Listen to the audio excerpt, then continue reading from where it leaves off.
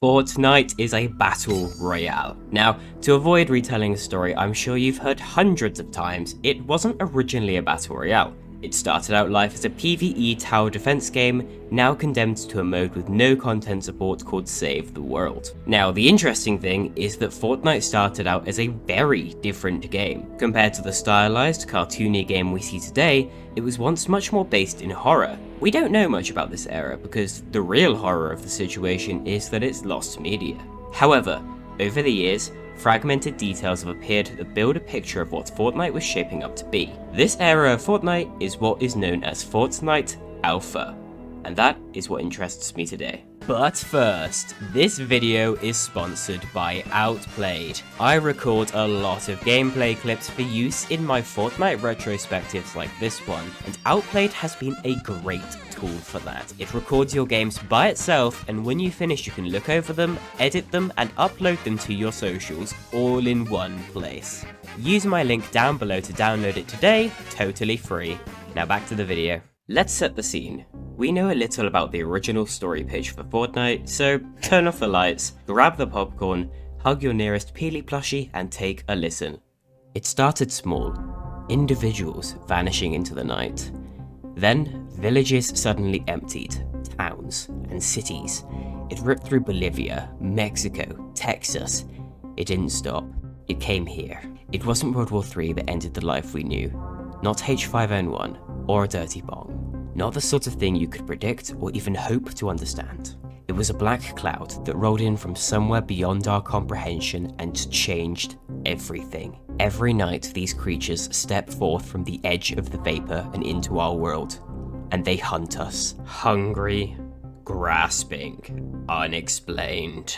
Fortnite began development after an internal game jam at Epic Games in 2011, under the codename Fortress Game, and development was going well. Just look at this title screen, so complete. We have little glimpses of what the development process was like in those early years, including biome pictures for what would eventually become Canny Valley and Hexylvania, and the snow biome we never saw. There are some of the game's early logos, and the .exe icon for the game files.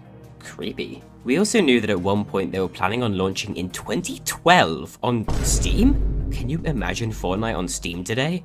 Not in a million years. Delving into some of the only existing gameplay, we can see just how different the game looked in 2011. The whole presentation in the UI is totally different. The build pieces were a lot less structurally sound, and there was a whole timed minigame to reinforce them. You can see several items in the hotbar: a weirdly uncharacteristic pistol, a pickaxe, a baseball bat, and 5 build types: the classic wall and floor, the cone is replaced by a roof piece, and the stair alongside a spiral staircase. Of course, the roof and spiral staircase today are just made by editing cones and stairs, but that's not because editing as a system didn't exist at this point. I guess they just wanted to provide more options before later simplifying it. You can see the general art style was already starting to come together. In fact, in most pre-release media, you can see that the world of Fortnite was finalized very early on, and it was only the character models that needed work. A lot of work. This is FN Guy, also known by the community as John Fortress, and he was the main character of Fortnite when it entered development. He was voiced by Nolan North, who would later go on to voice Iron Man in Battle Royale Chapter 2. He was scrapped later on in development in favor of the lineup of heroes we know today, like Jonesy and Ramirez, and his model was recycled into Selfie. So, in a way, he still lives on. Husks were here. They would explode into gore and blood when killed, much unlike the poofy husks of today. Also, killing enough of them nets you a 1-up?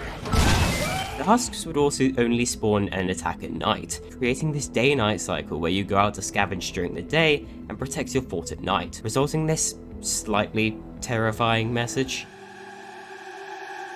I'm pretty sure the mission system didn't even exist at this point either. It was much more like Minecraft. While most of the monsters are the same as today in design, the mist monsters were particularly terrifying, and there was this one freaky ass monster that appears a couple of times, but I can't find a source on what the hell it was. Like, seriously, who is this guy?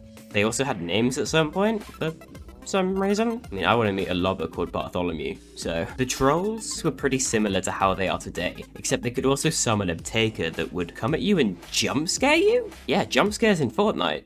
Weird. I think one of the most well-known alpha features that was cut very early on is Limbo. Limbo was a unique dimension, said to be the home of the mist monsters, which the player could reach randomly if they place a power generator inside a building that is being enveloped by the storm at random. Within Limbo, there aren't many monsters. There would be giant strongholds, home to mist monsters, and a core obelisk that was powering the connection between the overworld and Limbo. Destroying the obelisk was the way to win Limbo, I guess, but otherwise the player would eventually be kicked back out into the overworld anyway. They could also reportedly travel with human buildings back to other worlds and other maps, making Limbo a sort of hub world. Limbo was a really cool feature that I kinda wish hadn't been cut. It adds a layer of creepiness and mystery to Fortnite that I think wouldn't necessarily conflict with the more lighthearted, goofy tones of the release game. Unfortunately, it didn't make it far into development, most likely being cut around 2013, and as such, we really don't have much to see of it, and we don't even know how much was finished. I do like that some hints and creepy undertones made it into the final game. For example, the singing ghost girl in the forests of Stonewood.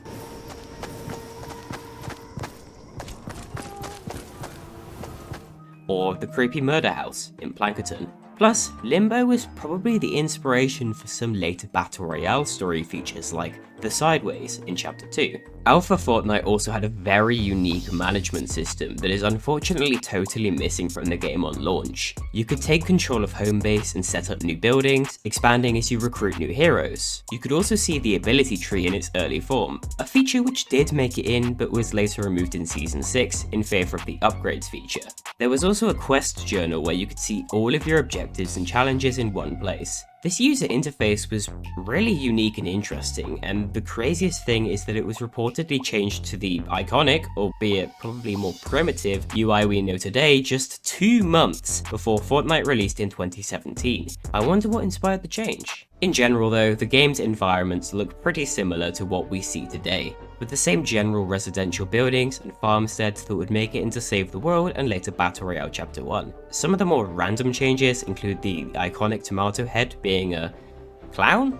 I guess it was meant to be a bit about Ronald McDonald, but as a pizza guy, but either way, it got cut, and the clown made it into the release game as the Night Knight outfit in Battle Royale Season 6. The first ever time anyone from outside of Epic got to play Fortnite was in May 2014, when they held a Storm Chasers event in Portland, Oregon. This was basically just an in-person event where a bunch of people got invited out by Epic to just experience the game and give their feedback. Another event was later held in 2015, and around that same time the online tests began. There were 11 online tests in total, from December 2014 through June 2017. They were entirely free to play, but invite only, and those who participated got exclusive in-game banners. Online tests 2 through 10 were streamed to the official Fortnite Twitch, but beyond that, not much is known about them, as only the build to online test 6.5 has been acquired by the public, and those who played it were under NDA until 2017, and as such did not record any of their gameplay or save any files. However, the website release notes have been archived, and firstly,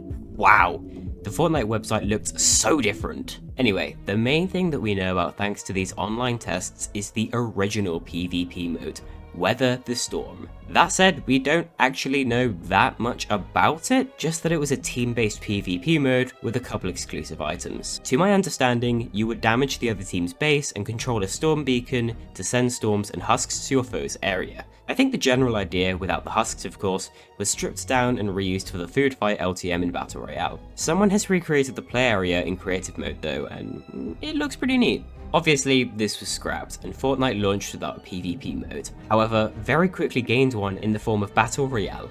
It's a pretty obscure mode, you probably haven't heard of it. As for Weather the Storm, it's a real shame we never got to play it. I would love to see it in some form in Save the World one day, as unlikely as that may be.